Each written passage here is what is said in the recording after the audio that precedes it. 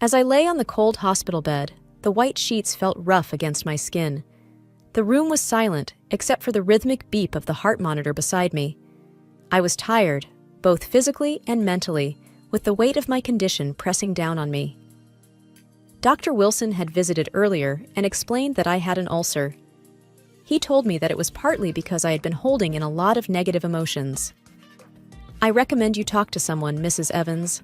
Holding on to those emotions isn't good for your health," he said, adjusting his glasses. "I'll think about it, doctor," I replied, nodding slowly. Soon after Dr. Wilson left, David entered. My husband of 15 years, David was a tall man with brown hair that was starting to gray at the temples. His suit was impeccable, always tailored to perfection. However, his face now showed signs of stress and impatience. "Jane," David started, clearing his throat, "I've been doing some thinking." I turned to look at him, waiting for him to continue. He took a deep breath. "I want a divorce." I felt a pang in my chest, but not of heartbreak, more of realization. It felt like something I had been expecting for a long time. "All right," I said simply. David looked taken aback. "That's it? Just all right?"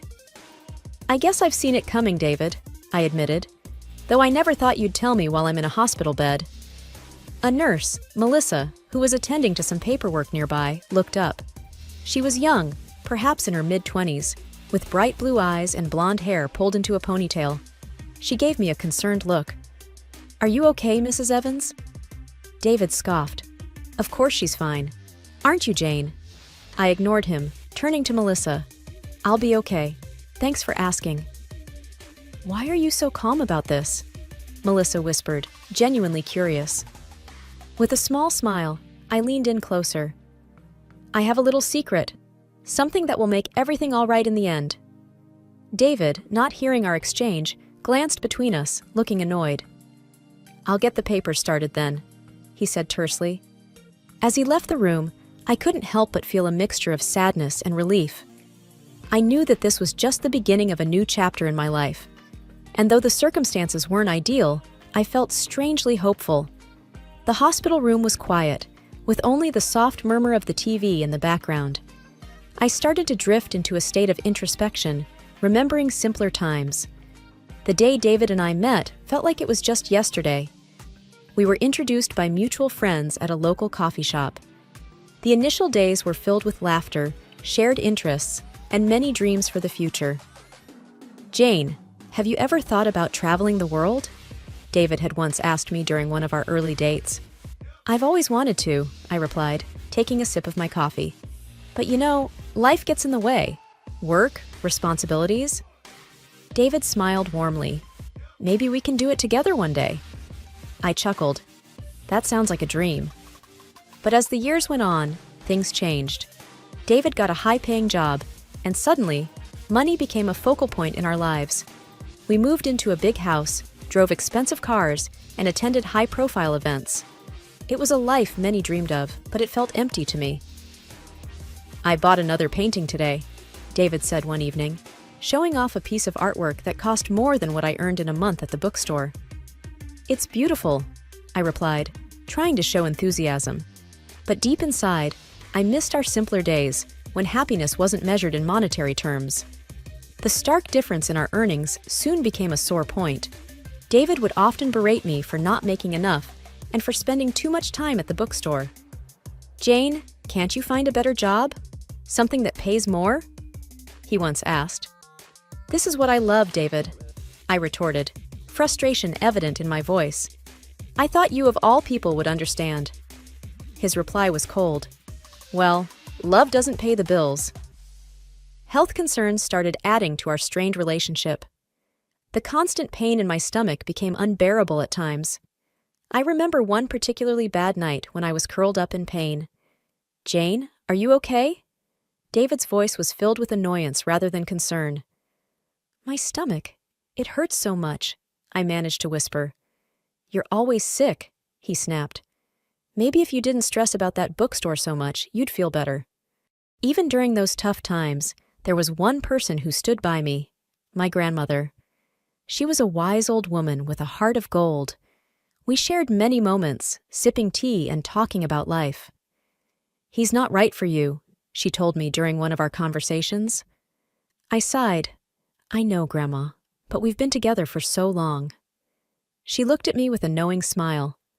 "Sometimes length doesn't mean depth. Remember that." Her words stayed with me. David's decision to ask for a divorce might have been sudden for him, but for me, it was a long time coming. And as I lay in the hospital bed, clutching the letter from the notary, I felt a sense of clarity and direction for the first time in years. My grandmother had passed, leaving me $3 million. But there was a catch. I would only inherit it upon divorcing Robert. A bittersweet smile formed on my lips. Once an unwelcome condition, now it was my ticket to freedom. The next morning, I decided it was time to take charge of my life. I needed to know why David was so eager for the divorce. Was there another woman? Or was there something else he wasn't telling me?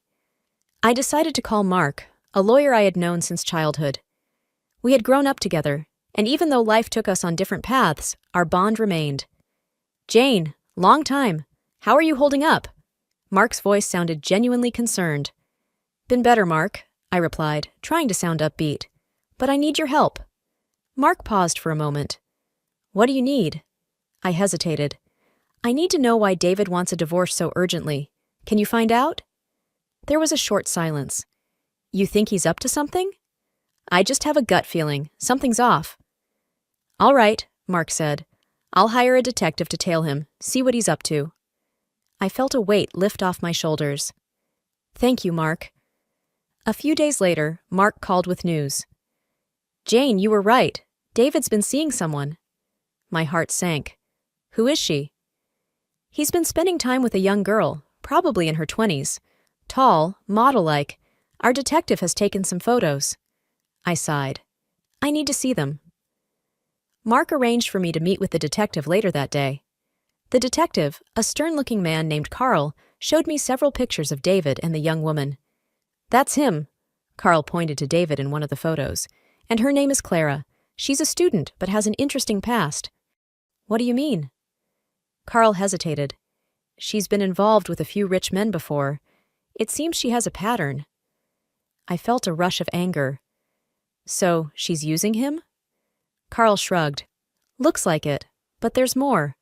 We found out she's currently working for an escort service." I took a deep breath, trying to process everything. "Thank you, Carl." As I left the detective agency, a plan began to form in my mind. David wanted a divorce? Fine. But I wasn't going to let him walk away without a fight. He would regret the day he decided to betray me. The following week was a blur of hospital tests and treatments. But between the needles and medications, I had a surprise visitor. An elderly man named Mr. Graham, whom I had occasionally seen during my daily hospital walks. With white hair, a cane, and wise eyes, he seemed to be always engrossed in a book. "Hello, Jane," he greeted me with a warm smile as he walked into my room. "Hello, Mr. Graham. To what do I owe the pleasure?" "I've heard you work at a used bookstore," he said, taking a seat near my bed. "Yes, I do. It's a small place, but it has its charm." He nodded appreciatively. "I've always had a passion for books. Over the years, I've collected many rare editions. And, well, there's one particular book I thought you might be interested in." My curiosity was piqued. "Which book?" "It's an old, rare copy of Pride and Prejudice. You see, my late wife loved that book. She told me stories about her family's connection to it." I was taken aback. "That's one of my favorites. I've always wanted to have a rare edition." Mr. Graham smiled kindly. "I thought so. Well, I'm willing to sell it to you." "That's a generous offer," I said, my heart racing. "But there's a problem. I recently had some financial issues. David, my husband, took all the money from our joint account." Mr. Graham frowned. "I'm sorry to hear that. But for the book, we can work out a reasonable price, or even a payment plan." I smiled, touched by his kindness. "Thank you, Mr. Graham. I'd like that." Our chat was interrupted by a call on my mobile. It was David. "Jane, have you signed the papers yet?" he demanded. "Not yet, David. I told you, I'll do it after I leave the hospital." "Just get it done," he said irritably before hanging up. I sighed, feeling deflated. Mr. Graham looked at me with sympathy. Relationship troubles? I nodded. He's eager to get rid of me. Mr. Graham leaned forward. You know, life has a way of bringing unexpected joys even in the midst of our struggles. Perhaps this book is a small token of that. I smiled, wiping away a tear. Thank you, Mr. Graham. You have no idea how much this means to me. As he left the room, I held the book close, feeling a strange sense of comfort. In the midst of chaos and heartbreak, this little piece of literature became a beacon of hope. After my release from the hospital, I met with Mark to strategize our next steps. The evidence against David was strong, and I was ready for confrontation. Mark handed me a file. Everything you need is here. Pictures, documents, everything. I nodded, feeling a mix of anxiety and determination. Thanks, Mark. I appreciate everything you've done. He looked at me seriously. Just remember, be strong. David might try to manipulate or guilt trip you. I'm ready, I affirmed. The confrontation was set for an upscale restaurant downtown. David had chosen the place, probably to flaunt his financial superiority. As I walked in, I saw him seated at a corner table with Clara, the young model. Her presence was unexpected, but made me more determined. David smirked as he saw me. Took you long enough. Traffic, I replied curtly. He gestured to Clara. You remember Clara, my secretary? I smiled sweetly at her. Of course, how could I forget? David, eager to get things underway, said, So, have you signed the papers? I looked at Mark, who handed over a document. David quickly scanned it, his smirk fading. What's this? He asked, sounding genuinely confused. It's a demand for a significant share of your assets, Mark replied coolly. David laughed. On what grounds? Mark slid over the pictures of David and Clara. On these grounds, infidelity. Clara looked horrified, her eyes darting between the pictures and David. David's face went red. This doesn't prove anything. Mark wasn't fazed. It's enough, and there's more. He handed over another set of photos, showing Clara with different men. David looked at Clara, betrayal evident on his face. What is this, Clara? Clara stammered. I can explain. I chimed in. No need. Mark already explained to me about your profession. David looked crushed. His grand plan had backfired spectacularly. I decided it was time to deliver the final blow. Oh, and by the way, David, my grandmother passed away and left me a substantial amount. So don't worry about the dinner bill. I've got it. The look on David's face was priceless. The combination of shock, regret, and realization was almost poetic. I stood up. This is the last time you'll see me, David. Goodbye. Walking out of the restaurant, I felt a sense of freedom I hadn't felt in years. I was finally free from David's toxicity, and it was time for a fresh start. The past few weeks after the restaurant incident had been a whirlwind of changes. The whole town buzzed with news of David's fall from grace, and the whispers and pointed fingers were unavoidable whenever he made a public appearance. One afternoon, my phone rang, displaying David's number. I hadn't expected him to call ever again. Still, out of sheer curiosity, I answered. Hello? Look. David's voice was rough, almost desperate. I need to ask you something. My defenses immediately went up. What do you want? He hesitated, and I could almost picture him struggling for words. I need a loan. I raised an eyebrow. You want money from me? Yes, he sighed, his voice breaking a little. I spent a lot on Clara, on gifts, travels, everything she asked for. Plus, there are debts I've accumulated. I thought I had it under control, but now with everything falling apart, I just need some help to get back on my feet. His confession did give me a moment of satisfaction, but I remembered how he had treated me in the past, his condescending words and attitude. You told me once that I shouldn't spend money on myself because I'm an uninteresting woman, I said coldly, recalling his exact words. Why should I help you now? He was silent, likely recalling that painful memory. I waited. I'm sorry for what I said, he replied. It was wrong, but I really need this. I took a deep breath. David, You made your choices, and now you have to live with the consequences. I won't help you." I could hear the desperation growing in his voice. "Please, just think about it. I'll do anything." "No," I responded firmly. "Goodbye, David." I hung up and took a deep breath, feeling the weight of the past finally starting to lift off my shoulders. I was in control of my life now, and no one could take that away from me. The courtroom buzzed with murmurs, everyone exchanging opinions and whispers, but my focus was sharp. I looked straight ahead, bracing myself for the face-off. The mahogany doors opened, and in walked David, his hair disheveled, and his face reflecting sleepless nights. He still managed to look charming, but I saw through it. Mark, my lawyer, stood tall beside me. "Stay strong," he whispered. "Today is the day we set things right." David approached hesitantly, his eyes pleading. "Can we talk? Just for a minute?" I nodded towards Mark, signaling him to give us a moment. "Make it quick." David took a deep breath. "I'm so sorry. I realize the pain I've caused. Please, can we not do this? Can we not make it a public spectacle?" His words seemed genuine, but years of deceit had made me wary. "David, this isn't about you anymore. It's about justice." He looked defeated, but tried one more time. "Isn't there any room for forgiveness? For us to start afresh?" I stared at him coldly. "There's no us anymore. And as for forgiveness, some things can never be forgiven. You chose this path." Before he could respond, the bailiff announced the judge's arrival. Everyone took their seats. The judge, a middle-aged man with a stern face, spoke.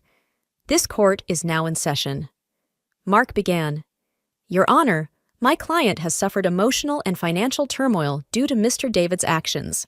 The evidence will showcase his deceit." David's attorney tried to interrupt, but Mark continued, "Your Honor, we have photographs, bank records, and messages that point towards Mr. David's consistent betrayal." The evidence was presented, one piece after another, creating an irrefutable chain of David's misdeeds. David looked shattered, realizing the gravity of the situation. "Your Honor," he began, voice shaky, "I admit my mistakes, but I beg the court and my wife for leniency." Mark countered, "Mr. David is only remorseful because he got caught. Had any of these deceitful actions not come to light, he would have continued his ways." The judge, after pondering for a while, said, "Given the overwhelming evidence, this court grants the divorce. Mrs. will receive 80% of the combined assets." David was aghast. "This is extreme." I stood up, anger evident in my voice. "Extreme? Like your affairs? Or draining our accounts? Or every lie you told?" David whispered, "Please just give me a chance." I looked at him squarely. "I gave you years, David. You destroyed that chance every time." Walking out of the courtroom, Mark congratulated me. "You did great. This chapter is closed." I nodded, determined. It's time to rebuild and move forward, without him. The sun outside shone brilliantly, signaling a new dawn, and for the first time in years, I felt truly free. The sky was a bright shade of blue, and the air was fresh, with a hint of morning dew. It had been a month since the court case, and the world seemed different to me. I was sitting in a small cafe near the beach, enjoying a cup of coffee, watching children play in the sand and families laughing together. Sarah, my longtime friend, joined me at the table, her presence always a comfort. "How does freedom feel?" she asked with a teasing smile. "It feels like breathing without any weight on my chest," I replied, taking a sip from my mug. She chuckled. "I never understood why you held on for so long." I sighed. "Neither did I, but it's in the past now. I'm just focusing on what's ahead." A small boy, around 6, ran up to our table, his sandy feet leaving prints. "Excuse me, ma'am. Can you help me build a sandcastle?" I smiled at his innocence. "Sure, why not?" As we sat building the castle, Sarah watched with a soft smile. "You know, you always had a way with kids. Have you thought about what you're going to do next?" "Actually, I have," I began, molding the sand into a tower. "I'm thinking of starting a community center for children, somewhere they can come, learn, and play." Sarah looked pleasantly surprised. That sounds amazing, but it's going to be a lot of work. I'm ready for it. I've been tied down for so long. It's time I did something that truly matters. The day wore on, and Sarah and I talked about everything under the sun, memories, future plans, and the latest town gossip. Later, as the sun began to set, casting a golden hue on the horizon, I stood up, stretching my legs. You know, Sarah, it's moments like these that I miss the most. Simple, peaceful, just enjoying life. Sarah nodded. You've come a long way. A familiar face approached our table. Mark. He looked different in casual wear, less the stern lawyer and more like an old friend. I hope I'm not interrupting, he said, a smile playing on his lips. Not at all, I replied. Have a seat. He sat down. I was in the area and thought I'd check on you. How have you been? Better, I said. Much better. Sarah, always the tease, chimed in. You two should hang out more. You're both single, after all. Both Mark and I blushed, exchanging an awkward glance. Well, we can always start with a coffee, Mark suggested. I laughed. Sounds like a plan. As night fell, the three of us walked along the beach, feeling the waves touch our feet, the vastness of the ocean reminding me of the endless possibilities that lay ahead. Life was no longer about the past.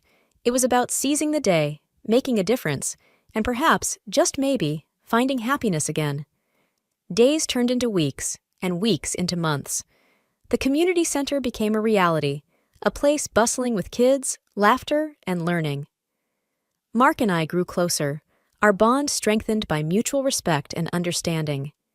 One evening, as I stood on the balcony of my new home, looking at the vibrant colors of the setting sun, Mark came up behind me. You've done it, he whispered. I turned to face him. We did it. Together. He pulled me into a hug, and we stood there, looking out at the horizon, knowing that the past was behind and a new dawn awaited. And as the first stars twinkled in the early night sky, I realized that sometimes endings are just new beginnings.